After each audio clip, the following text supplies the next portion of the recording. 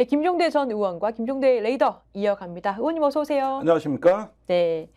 자, 이종섭 전 장관 결국에는 출국을 했습니다. 네. 그렇죠. 호주 교민들께서 이제 집회 시위 하시겠다 예고한 상태고 이미 했고요. 했어요. 예. 대사관 앞으로 가서 또 하겠다는 거죠.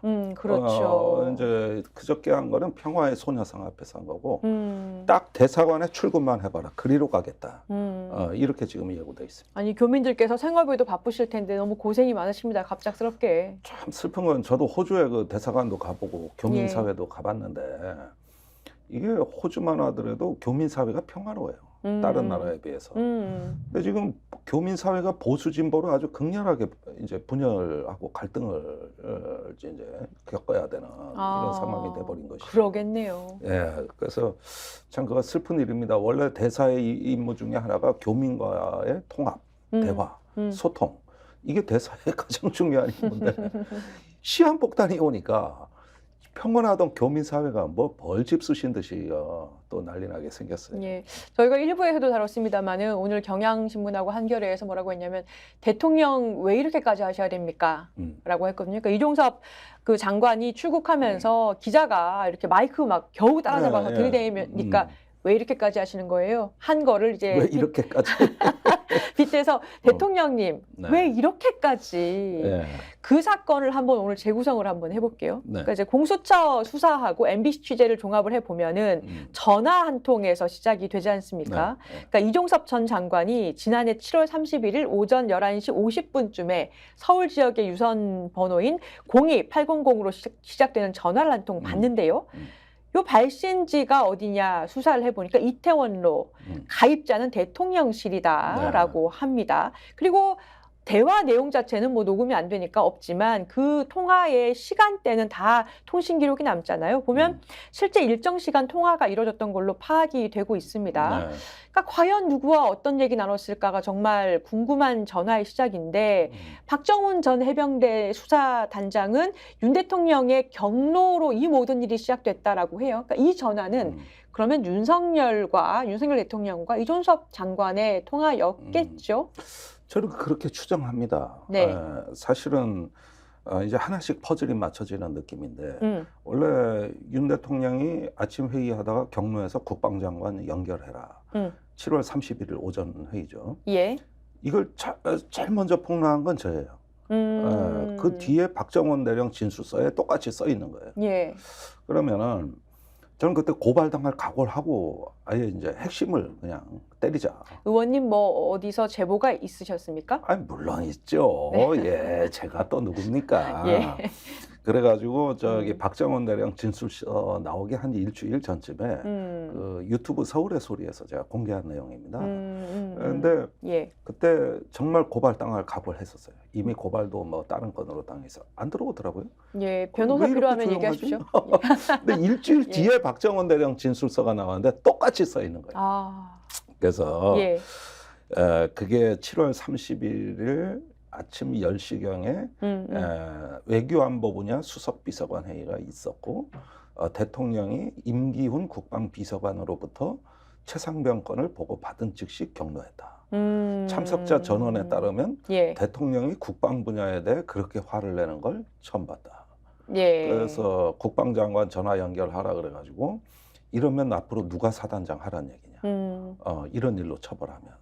이렇게 이야기했다고 돼 있거든요. 예. 그래서 이런 게 모든 어떤 사건의 시작점이었다면 그러면은 제가 이런 주장을 했을 때 예전에 대통령실이라면 24시간 안에 고발입니다. 예. 근데 아무 일이 없고 그랬는데 또 이런 증언이 거듭거듭 나왔는데 현재 고발당한 사람이 없어요. 고발을 하면 이게 이제 사실인지 허위인지 뭐 어떤 내용인지 이제 밝혀야 되지 않습니까? 네. 그래서 고발을 안 하는 것 같기도 하네요. 글쎄요. 예. 그래서 이 부분이 굉장히 어떤 사건의 그 핵심이자 요 대목에 대해 이미 결정적 순간이다.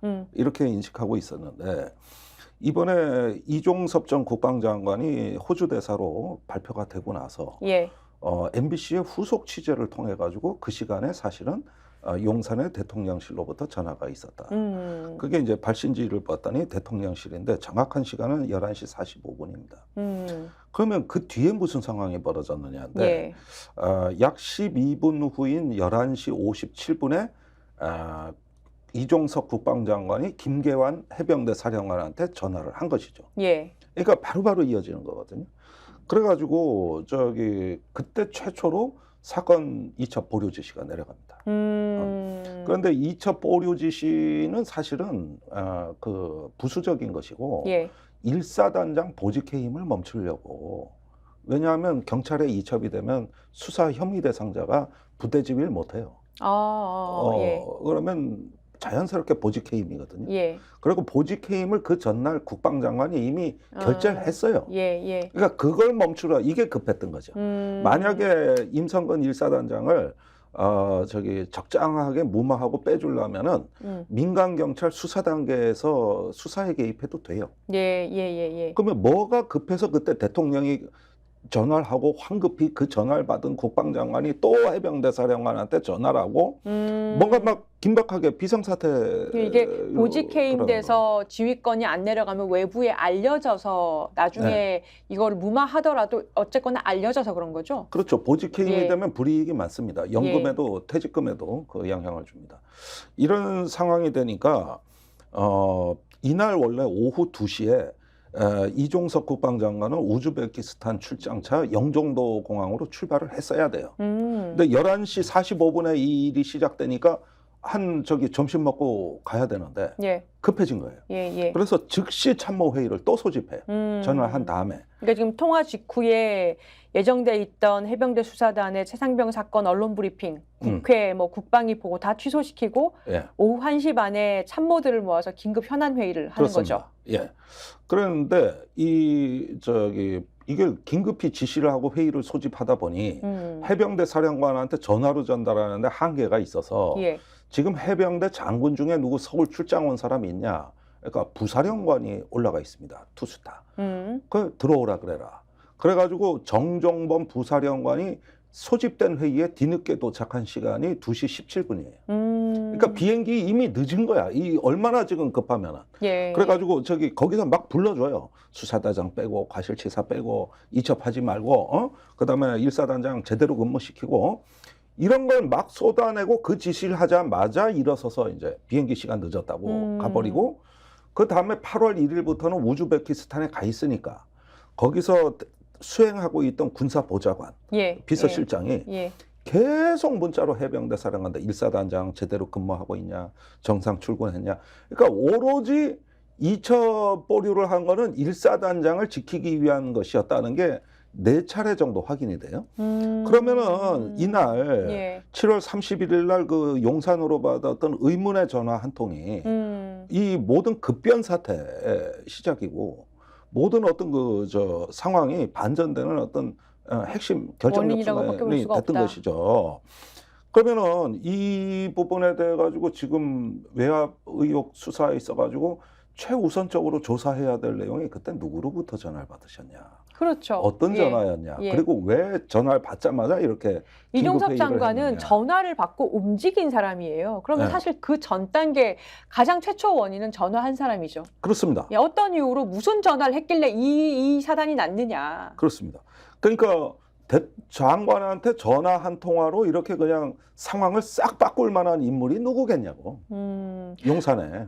아니 그리고 용산에서 장관을 이렇게 좌지우지할 수 있는 사람은 장관 위에 있는 분밖에 없겠죠. 네. 근데 또 하나가 정종범 당시 해병대 부사령관이 회의 내용 메모한 걸 보면요. 10가지 메모했다고 아까 말씀하셨잖아요. 네. 근데 막 받아 적어서 했다라고 하는데 사람에 대해서는 좋지, 혐의는 안 됨이라는 부분이 있단 말입니다. 그렇습니다. 그러니까 이게 명백하게 그 통화의 지시 내용이 핵심이 수사에 관여하는 것이다라는 걸 보여주는 메모로 보여요. 그렇죠. 자, 우리가 외압을 행사했다고 하는 내용이 다 있어요. 다 적어놨어요. 다 있어. 예. 그랬는데 이 내용이 박정훈 대령 구속영장 8월에 신청될 때 그대로 다 너 이렇게 부사령관 통해서 지시 받았는데 왜 이행 안 했어? 해서 항명죄 구속영장에 다 기재가 됐네요. 야. 이게. 예. 근데 여기서 자기 모순이 생긴 거예요. 외압은 없었다고 그랬는데 박정훈을 구속시키기 위해선 이런 어떤 부당한 지시가 있었다는 걸 또 기재해야 되니까 검찰이 이걸 수사하면서 이게 아마 그렇게 꼬여버린 거예요. 영장에 들어갈 정도면 네. 객관적인 증거가 다 있는 내용입니다. 다 그렇습니다. 물증이 있고 다 네. 증언이 있고 그래서 들어가는 거거든요. 그래서 자기들이 영장에 기재한 내용을 그 뒤에부터 또 자기들이 부정을 해요. 군 검찰이. 그러니까 여기는 완전히 군 검찰이 어떤 용산의 위성정당이 된 거예요. 그러니까 일종의 완전히 꼭두각시가 돼서, 그러니까 군 검찰도 불러주는 대로만 수사를 하다 보니까 모순이 생긴 거죠. 아니 박정훈 구속 때는 지시받고 이행 안 했다가 되고, 그 다음에 이종섭 장관에 대해서는 그런 지시를 안 했다로 되는 거니까, 그럼 이 지시가 어디서 나온 거냐고 이게. 그래가지고 국방부 해명은 부사령관이 착각을 했대. 이 수첩에 적혀 있는 내용을 네. 자기들은 지시한 적이 없는데 부사령관이 착각한 거래. 이렇게 둘러대고 있습니다. 그러면은 지금 공소처가 봤을 때 너무 말이 모순되니까 이제 이종섭을 피의자로 해서 예. 조사하는 일만 남은 거예요. 그래서 뭐가 옳은 주장이냐? 당신이 다 지시했지 않느냐? 그다음에 이후에 해병대 수사단의 수사권을 박탈하고 국방부 조사본부로 이관을 했는데, 거기에 장관 지시로 문서로 내려간 지시에 혐의 사실 빼고 이전에 지시한 내용이 딱 적혀 있어요 또. 근데 그것도 부인했단 말이에요. 그러면은 이 사람은 지금은 거의 MBC나 뭐 이런 데서 통화 기록 공개되고 이렇게 문서가 드러나고 이 정도면은 이제 긴급 체포할 대상입니다, 사실은. 맞습니다. 예. 예. 그래가지고 이건 사건에 개입한 거의 현행범의 그 정황이 드러났기 때문에 이거는 긴급 체포 내지는 구속감이에요. 그런데 공수처가 갑자기 대사로 임명됐다 그러니까 용산 눈치 보느라고 약식 조사해서 그냥 다 풀어주고 내보내버린 거죠. 아니 이종섭 전 장관은 본인이 자기 의지로 지금 이렇게 지시를 바꾼 거다라는 취지로 이렇게 얘기했어요. 초급 간부들까지 처벌하는 게 마음에 걸렸다. 그러니까 나는 뭐 어디 윗선에 전화 받고 지금 이렇게 행동한 거 아니다. 이렇게 윗선 자르기 식으로 발언을 했거든요. 네. 원래 이런 분이신가요? 아니 제가 잘 알아요, 이종섭 장관은. 그분 대령 때부터 내가 겪어봤는데 이 사람이 저는 이종섭 장관이 식견이나 전문성은 인정해요. 그 사람 실력이 있어요. 근데 뭐가 문제냐 하면 소신이 없어, 이 사람. 제가 이 양반이 대령 때 이명박 대통령 때 청와대 대외전략비서관의 선임 행정관이었습니다. 그때 내가 이제 국방 잡지를 하면서 자주 만났던 그랬는데. 야, 역시 디테일이 있으시군요. 아니, 그렇죠. 그 사람의 이제 언행이나 말, 저하고 이제 1시간 넘게 대화도 해보고 그러는데 참 소신 없는 사람이다. 저기 그 김태효 당시 대외전략비서관 밑에서 근무한 겁니다. 여기도 김태효 라인이에요. 근데 제가 그때 아주 중요한 건을 가지고 취재 중이었는데 명백한 그 무소신과 그 비굴함을 봤습니다. 그 본인은 착한 것 같은데. 사람은 좋은데. 위에서 시키니까 어찌하지 못하고 그냥 휘둘리는구나. 이런 것들을 대령 때 제가 겪었는데, 이번에 이 경우에 보면은 장관이 아니 그 대통령의 우려가 있어서 여러 가지 내가 그런 것도 다 참고해서 책임 있게 내가 이렇게 결정해서 한 것이다. 그리고 지시했다. 벌써 내가 결정했지 않습니까? 그러면 해야 되는데 지도 빠져나가려고 하다 보니까 이제 지시한 적 없다가 돼버리고, 그러면 지시한 이 공문서는 뭐냐, 압수수색 영장은 뭐냐, 그러니까 그거는 그 부사령관의 착각이었다. 아니 부사령관이 왜 착각을 해? 장관이 불러서 갑자기 호출해서 간 이 긴급한 회의에서. 아니 그리고 지금 호주로 가신 거잖아요, 지금. 예. 그 야당 의원들이 막 그 인터뷰하려고 잡으려고 간 거 보셨어요? 맞죠. 공항에서 대기했잖아요. 그거 제가 지난주 매불쇼에서 저 빨리 지금 공항으로 가야 된다. 추적조를 지금 해가지고 민주당 총선 후보들 뭐 하냐. 그거 막 제가 호통을 쳤거든. 그 박주민 의원하고 막 갔더만요. 그리고 조국혁신당에서는 형 어디가? 막 이런 거 들고서. 근데 고발도 했어 이제. 알고 보니까 앞선 시간에 미리 가가지고 숨어 있다가 나가셨어요. 정말. 그러니까 이 사실은 출국 금지 갖고 말들이 많은데 그게 어떻게 해제됐냐 그러지만은 정해진 수순이었습니다. 이거는 호주 대사 임명 자체가 훨씬 더 본질적 의혹인데. 그러니까 이 최상병 사건으로 재발이 저린 세력들이 이종섭 장관을 4월 이전에 빨리 치워야 된다. 보니까 이종섭 장관 진술도 못 믿겠고 이 사람 왔다 갔다 하고 그러니까 위험하다 저거. 그래가지고 저 대사 쇼핑이 시작된 겁니다. 그래가지고 외교부에다가 한 자리 내놓으라고 이제 쇼핑이 시작이 된 건데 예. 4대 강국 대사 갑자기 바꿀 수는 없는 거예요. 그러다 보니까 저기 만반한 호주 대사를 이제 여기는 어떻습니까 하니까 예. 아니 뭐 거기라도 예. 멀어서 좋네. 이래가지고 멀쩡하게 15개월밖에 안 된 대사를 바꿔치기 하면서 최단 기간에 빼돌리려고 하다 보니 모든 절차가 다 생략된 거예요. 아니 의원님, 근데 그런 목적으로 호주와의 관계나 우리 국익이 있는데 호주 대사 교체하면 이거야말로 정말 직권남용 아니겠습니까? 아니 그렇죠. 그러니까 이게 이건 또 상대가 있는 문제이기 때문에 예, 맞아요. 예, 이런 걸로 이제 대사 자리 하나를 억지로 만들어서 거기를 대통령 특명 정권 대사, 즉 특임 대사 자리로 바꾼 다음에 거기에 이종석을 임명해버렸다. 이게 벼락치기로 그냥 정광석화처럼 이루어진 일이거든요. 아니 이러면 또 호주라는 국가와 우리나라는 관계가 또 어떻게 돼요? 그 국가 입장에서 볼 때는 상당히 불쾌하죠. 아니 그러니까요. 예, 이런 대사였어? 뭐 이렇게 되면서 상당히 어떤 외교적으로도 이게 그 민감한 사안으로 부각이 되고 있습니다. 아니 결국에는 공수처가 이걸 막았어야 되는 기관이잖아요. 이런 거 하라고 공수처가 있는 거잖아요. 그러니까 일반 검사들이 수사하거나 뭐 출국 금지하거나 일개 검사가 하기에는 너무 이제 간 떨리는 일들, 이렇게 고위직들이 이제 범죄를 했을 때는 공수처에서 수사해라. 그래서 그 옥상홍기다라는 여러 비판을 뚫고 공수처가 마련이 된 건데, 근데 지금 공수처장 교체 기간이거든요. 네. 그러면 후임 공수처장이 어쨌거나 지금 수사 마무리된 거 아니에요? 네. 그러니까 핵심 피의자가 호주로 가긴 했지만 그래도 1차 조사는 받고 갔고 뭐 껍데기뿐인 핸드폰이긴 하지만 핸드폰도 제출했고 그 핸드폰은 엉뚱한 핸드폰이에요. 최상병 사건 다 지나고 새로 마련한. 그랬다고 하더라고요. MBC 보도했지요. 근데 지금 그러면은 박차를 가해서 어쨌거나 후속 조치를 서면 조사도 할 수 있습니다. 조사라는 게 서면으로라도 이게 묻고 답하고 할 수 있고, 그리고 나머지 이 지금 관계자들 쭉 있잖아요. 국방 차관 뭐 이렇게 해서 조사를 해야 되는데 윤 대통령이 이번에 임명한단 말이에요, 공수처장을. 근데 지금 사실 핵심 피의자인 그치. 이 장관과 통화했다라고 유력하게 그 수신처가 용산으로 나오고 번호도 시작되고 대통령실로 등록돼 있는 그 전화를 했을 법한 사람. 그분이 아마 이제 임명하실 것 같은데 과연 제대로 수사할 수 있겠습니까? 그래서 뭐 우검해라고 친목 모임 같이 한 데서 한 분이 간다는데 거기에 윤석열, 한동훈 다 같은 친목 회원들이야. 나 처음에 우검해 그래서 뭐 소고기 먹는 모임인가? 뭐 이런 그게 아니라 뭐 우직한 검사 모임이나 어쩌나 뭐 예. 이렇게 해서 이제 공수처가 이제 그 바뀝니다, 처장이. 그렇게 되면은 모든 퍼즐이 다 맞춰지죠. 이 사건 하나를 위해서 그 대통령실 2명을 단수 공천하고 네. 임종득 2차장, 신범철 국방차관, 그다음에 나머지 그 임기훈 국방비서관이라든지 그때 관련 당사자들은 전부 영전시켜서 임기를 남겨놓고 대통령실에서 내보냈어요. 네. 싹 치워버렸다. 네.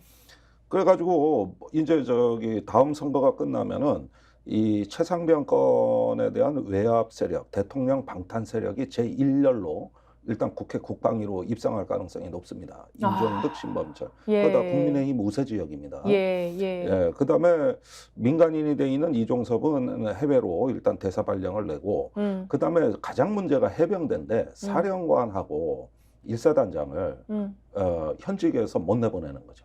민간인으로 군복을 벗길 수가 없는 거예요. 네. 그래서 희대 그 군인사가 이루어진 게 뭐냐 하면은 김계환 사령관이 해병대에서도 좀 기수가 많이 그 높은 상당히 고참 그 사령관이고 진즉 나갔어야 될 사람입니다. 그런데 못 바꾸니까 해군 사관학교 동기생이 해군 참모총장으로 옵니다.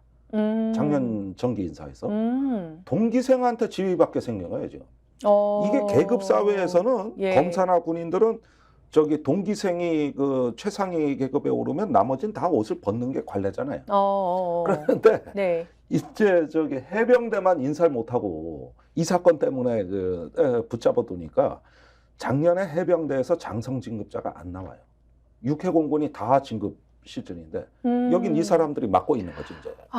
그래서 임성근도 해병대가 완전히 지금 망한 건데요. 인사가 이 신진 대사가 마비된 일종의 군대가. 그러니까 여기까지 피해를 미치고 이렇게 하니까 군 인사, 대사 발령 뭐 모든 게 비정상인데 이 모든 게 최상병 사건에서의 대통령 방탄이라는 하나의 목적으로 움직이고 있고 그거를 누군가 이 재발이 저린 세력들이 다 기획해내는 거예요. 이걸로 그냥 정치, 외교, 해병대까지 다 정리를 해 들어가나 아주 초대형 사건으로 이게 변질이 된 거예요. 제가 이 사건을 보면서 이제 이종섭 장관이 출국하는 모습도 화가 났지만 사실은 이 사건은 처음에 이제 고 최상병이 사망하셨을 때 구명조끼 주지 않고 위험한 수색을 시켰다.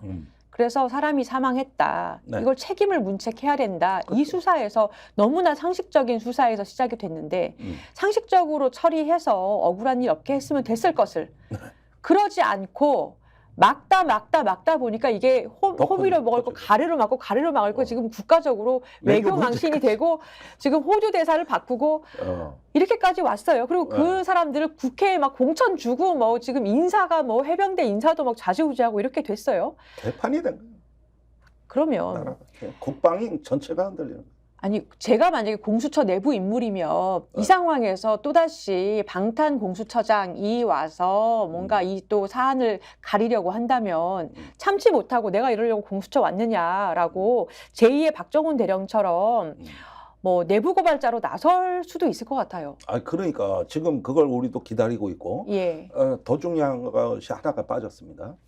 이 사건에서 가장 뼈아픈 점은 그렇게 국방, 외교, 뭐 사건이 일파만파 전방위로 확산됐다 그러지만 더 가슴 아픈 것은 최상병 죽음의 배후에 무엇이 있는가에 대한 수사는 지금 이 순간에도 이루어지지 않고 있다는 겁니다.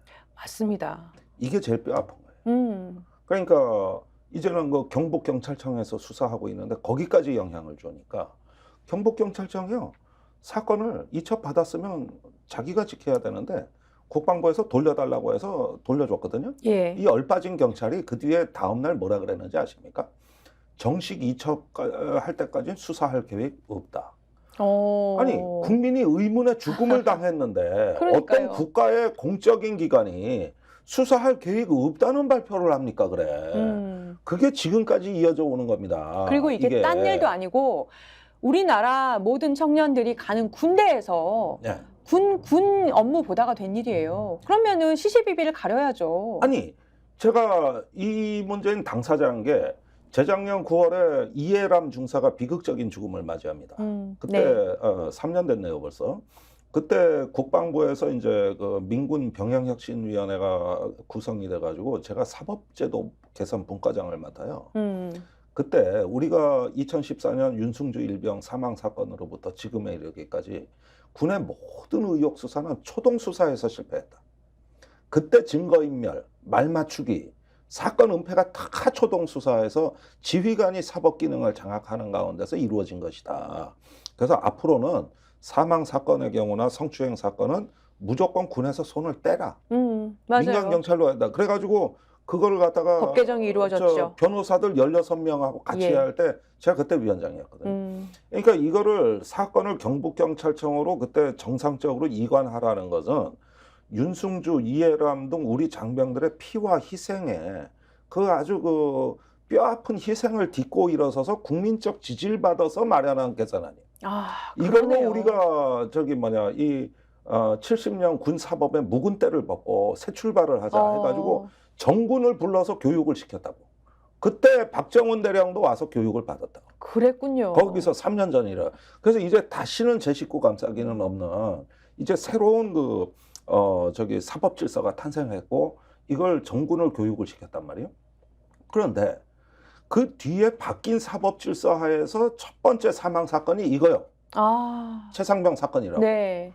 그런데 거기서 탈이 났다는 거는 우리가 장병들의 피와 희생으로 만든 이 새로운 사법 질서에 정면으로 도전하는 이런 외압을 행사한 거예요. 이거를 용산발 전화 한 통으로 문대인 거예요? 그러니까 이게 얼마나 대통령의 그 어떤 이 사법농단 중에 저는 가장 대표적인 사례라고 보는 이유가 박은정 검사를 해임했다, 뭘 어쨌다. 그렇지만 그건 사람이 죽은 사건은 아니요. 감찰에 대한 사건이지. 그러나 이 사건은 옛날에 이명박 정부, 박근혜 정부, 그다음에 문재인 정부를 거치면서 우리가 군의 많은 사망 사건을 조사하고 처리하는 과정에서 이제 수십 년 묵은 때를 했던 그 보수 진보가 다 합의를 했어요.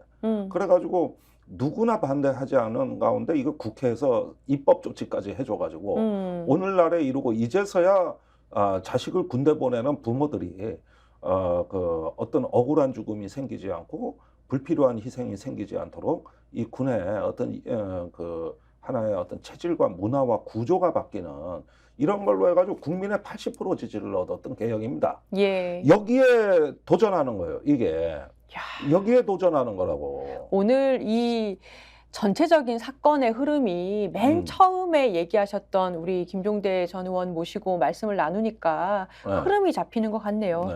근데 공수처에서 그러면은 새로운 공수처장도 지금 기대하기가 사실상 이번 대통령이 임명해서 힘들다라고 하면 결국에는 특검법밖에는 기대할 게 없을 것 같아요. 그러니까 해병대 최상병 특검법이 지난해 10월 6일에 패스트트랙 지정됐기 때문에 180일 경과해서 4월부터는 바로 본회의에 올릴 수 있는 그게 상태잖아요. 4월 말인데요. 네. 그때 본회의에 자동 부의됩니다. 네. 그러니까 지금 일정이 이종석 전 국방장관을 왜 지금 빼돌려야 되는가에 대한 설명이 될 수도 있다. 그게 또 하나의 퍼즐이에요? 그렇죠. 예. 이제 국회는 국방위는 어떻게 장악하려는지 그 공천을 통해서 의도가 드러났지만 그렇게 아무리 보시는군요. 그렇다 하더라도 22대 국회가 아니에요. 4월 말은.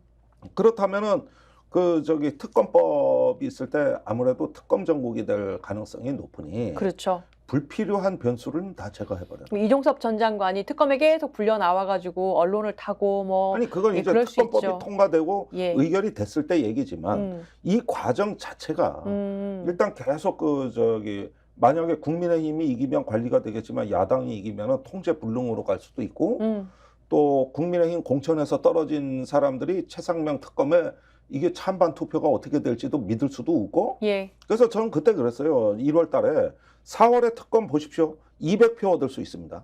이거는 국민의 김건희 디올백보다도 더 찬성률이 높고 또 청년들이 관심이 많기 때문에 가능한 일이다. 그래서 이번 선거를 특검 선거로 치러야 된다고 주장을 해왔던 겁니다.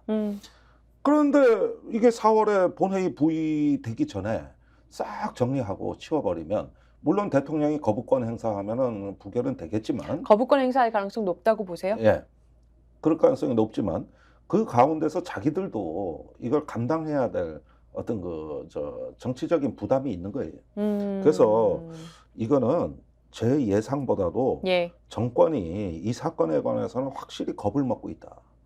굉장히 틀어 막아야 된다는 이 조바심과 절박함이 우리 생각 이상이었구나. 전 그 본심을 확인하게 되는 게 이번에 이 사태에서 성과라면 성과예요. 자, 그러면 특검 이제 또 하나의 이제 키를 갖고 있는 쪽이 정치권 특히 야권입니다. 네. 그러면 최고 권력자가 이렇게 포함된 최상병 수사 외압 사건 국민들이 다 분노를 가지고 지켜보고 있는데요. 그러면 야권에서는 어떻게 풀어나가야 된다고 보세요? 아니 저는 항상 이번에 범야권의 관점에서 보면 이건 민주당의 선거도 아니고 조국 혁신당의 선거도 아니고 특검연대 선거다 이렇게 주장을 얘기하셨죠. 해왔고 예. 또 김건희 특검 때 181표라는 야권의 완벽 공조를 봤을 때 저게 바로 우리 경쟁력이라고 봤거든요. 그런데 이제 우여곡절이 있다가 최상병 이종섭 장관 사건이 터지니까 야권 전체가 한 목소리로 전부 다 영종도공항 쫓아가는 그다음에 법무부 장관 고발하고 외교부 장관 고발하고 이러는 부분에서 상당히 좋은 공조가 이루어지고 있고 이게 바로 총선의 힘이다. 네. 전 그렇게 보는 거예요. 그래서 특검연대를 제 생각에는 조국혁신당이나 녹색정의당 같은 데는 특검연대를 지금 야권에 제안하고 이제 선거 이후를 이 군소정당이 공동교섭단체를 만들어서 어떤 특검 정국의 전략본부 역할을 자처해서 야권을 끌고 갈 수 있는 시너지를 한번 지금부터 준비해봐라. 그걸 선거 전에 활용해서 이번 선거를 디올백과 최상병 선거로 만들겠다는 이런 조금 저기 앞서서 뭔가 이렇게 국면을 만들고 공간을 만들어내는 이런 거를 한번 군소 야당들이 한번 기획을 해봐라는 거예요. 그래서 계속 그 말을 해주고 있잖아요. 그래서 저는 매우 정권이 조급하고 절박하고 두려운 나머지 결국은 선을 넘었다. 지금이 기회다. 이 말씀 드리고 싶습니다. 그러니까 전자측의 제3지대에서 정치공학적으로만 생각할 것이 아니라 네. 그러니까 이 특검연대 그 디올백하고 또 최상병 사건으로 특검연대를 통해서 국민들의 지지를 국민들이 하시고자 하는 말을 담아낼 수 있다. 네. 이렇게 생각하시는군요. 그렇죠. 적어도 예. 여기에서 공조는 이준석의 개혁신당, 조국의 혁신당, 또 녹색정의당에 이르기까지 우리가 이제 한 목소리로 이 연대와 연합을 만들어낼 수 있는 유일한 플랫폼이 지금은 특검이라는 거, 그런 걸 통해 가지고 선거에서 이 흩어지고 분열돼 있는 야권도 특검이라는 의제에서는 단결할 수 있다는 힘을 보여주는 게 지금 용산에 매우 중요한 신호를 주는 것이다. 이 점을 강조드립니다.